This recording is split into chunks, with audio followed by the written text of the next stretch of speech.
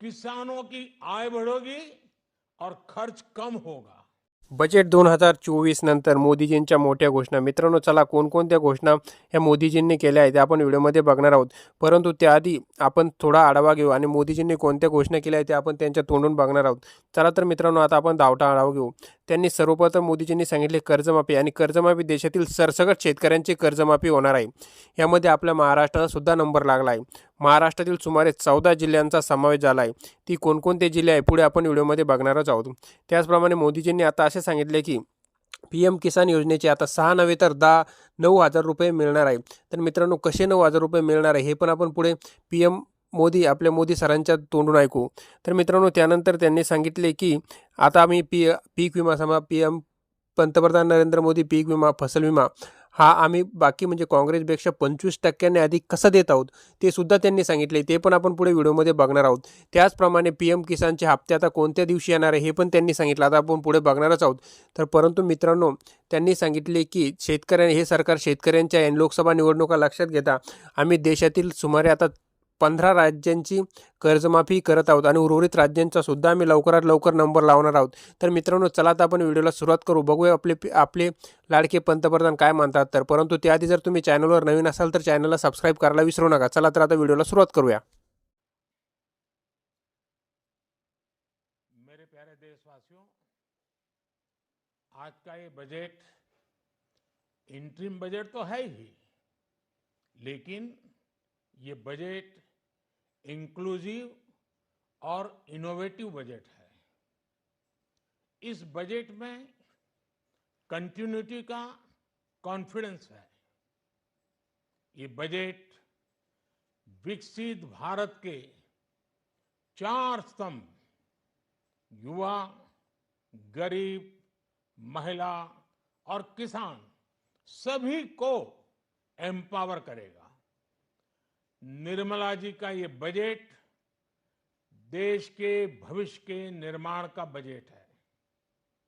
इस बजट में 2047 के विकसित भारत की नींव को मजबूत करने की गारंटी है। मैं निर्मला जी और उनकी टीम को बहुत बहुत बधाई देता हूं। साथियों, इस बजट में युवा भारत की युवा आकांक्षाओं का, भारत की यंग एस्पिरेशंस का प्रतिबिंब है। बजट में 2 महत्वपूर्ण निर्णय लिए गए हैं। रिसर्च और इनोवेशन पर 1,00,000 करोड़ रुपए का फंड बनाने की घोषणा की गई है।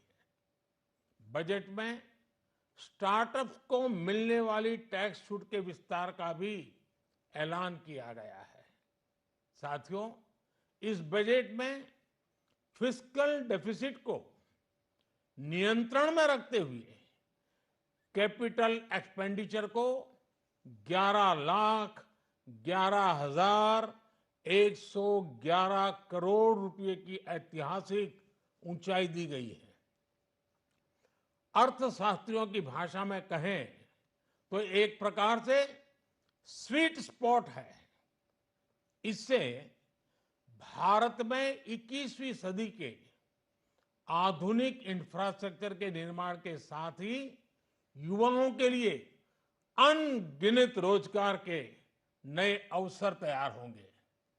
बजट में वंदे भारत स्टैंडर्ड की 40,000 आधुनिक बोगियां बनाकर उन्हें सामान्य यात्री ट्रेनों में लगाने का ऐलान किया गया है।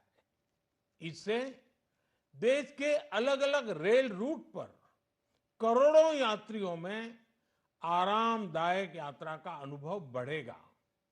साथियों, हम एक बड़ा लक्ष्य तय करते हैं, उसे प्राप्त करते हैं और फिर उससे भी बड़ा लक्ष्य अपने लिए तय करते हैं।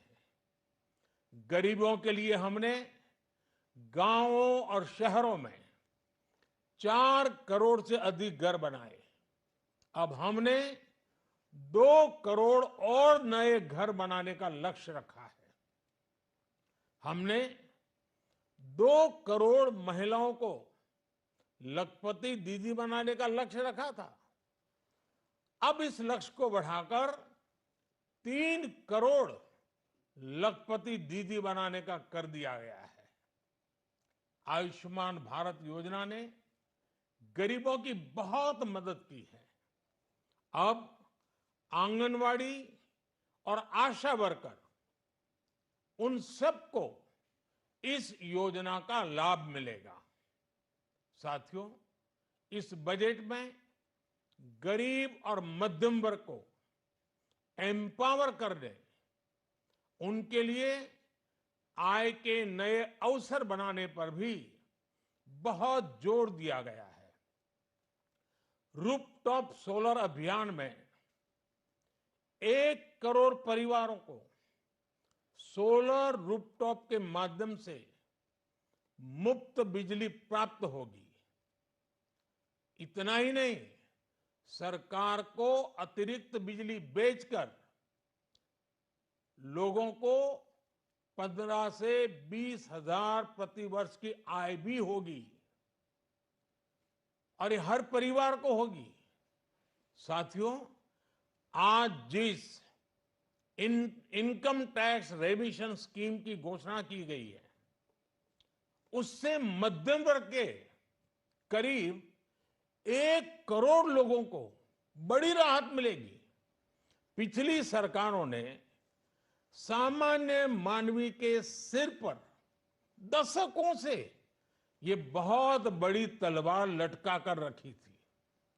आज इस बजट में किसानों के लिए भी बहुत महत्वपूर्ण और बड़े निर्णय लिए गए हैं। नैनो डीएपी का उपयोग हो, पशुओं के लिए नई योजना हो, पीएम मत्स्य संपदा योजना का विस्तार हो, और आत्मनिर्भर ऑयल सीड अभियान हो। इससे किसानों की आय बढ़ेगी और खर्च कम होगा। मैं एक बार फिर सभी देशवासियों को इस ऐतिहासिक बजट के लिए शुभकामनाएं देता हूं। बहुत बहुत धन्यवाद।